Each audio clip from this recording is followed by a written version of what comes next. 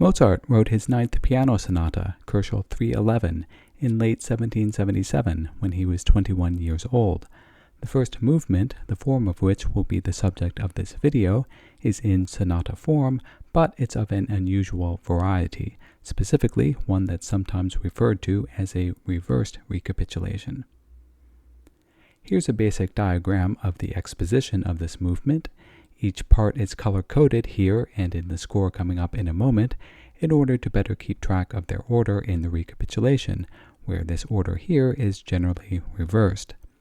As you can see, the transition is in two parts or sections, which isn't unusual, and the second theme has three parts to it, which also isn't unusual, and there's also a little codetta at the end. These symbols circled here indicate that the music starts in the tonic, which in this movement is D major, modulates to the key of the dominant, or A major, and stays there till the end of the exposition. Now let's go to the score of the exposition with this diagram in mind. Here's the first theme and the start of the transition, both color-coded with highlighting, and a little miniature diagram at the top with the corresponding colors to help keep oriented throughout. And as just mentioned, the transition is divided into two parts and the second theme into three, and these subdivisions are marked in the score with thick colored vertical lines. Now let's listen to the whole exposition.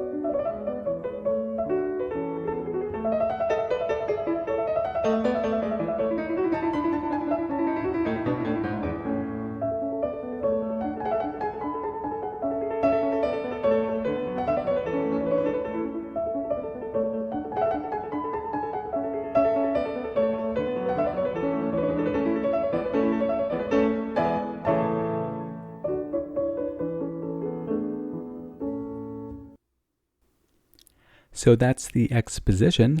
It's followed by a beautiful development, which takes this innocuous motif, right at the very end of the codetta, as its main ingredient. We're not going to listen to it though, since it doesn't figure into this video. Also, before continuing, it's worth noting that it's debatable where some of the formal boundaries are. This is from the first page of the score again. Some might say, for example, that the first theme, which is in blue here, actually continues for several more measures. But the formal boundary markings in this video make the whole thing as clear as possible to follow, and in any case, wherever you place the boundaries, Mozart is still up to the same sorts of formal tricks in the recapitulation. So the exposition is pretty straightforward, but now for the recapitulation and what makes this movement unusual. Here's the diagram of the exposition again, and in a normal sonata form, the recapitulation wouldn't look too much different. Something like this, where the whole thing, or most of it, is likely to be in the tonic, which again is D major, and not much in the dominant A major or in any other key.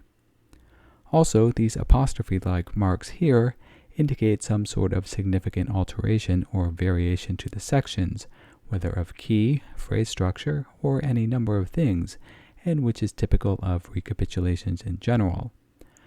But what does Mozart do instead of this, or something like it? Well, in fact, he takes the first theme and puts it where the second theme was, puts the second theme where the first theme was, omits the transition altogether, and finally enlarges the codetta into what might be better labeled a brief coda. And so we end up with this scheme instead. And as a matter of fact, there's a more complex analysis to be made of this movement, with the recapitulation actually starting much earlier in the subdominant, which does happen occasionally. But again, this is the simplest possible coherent explanation of the music. Now, this place switching of the themes may not look like much in a diagram, but it's a lot harder to keep track of by ear, and the composer also needs to make extra alterations in order to make the parts fit together in their new order. These reasons are why this particular form is not very common, but Mozart, of course, handles it all very deftly. And before going to the score, Mozart does follow the practice of touching on other keys in his recapitulation. But because the overall harmonic sense is of D major, and the point of this video is to show the unusual formal scheme and not the harmonic details, this is why we've just got the Roman numeral 1 here, which again stands for tonic or D major.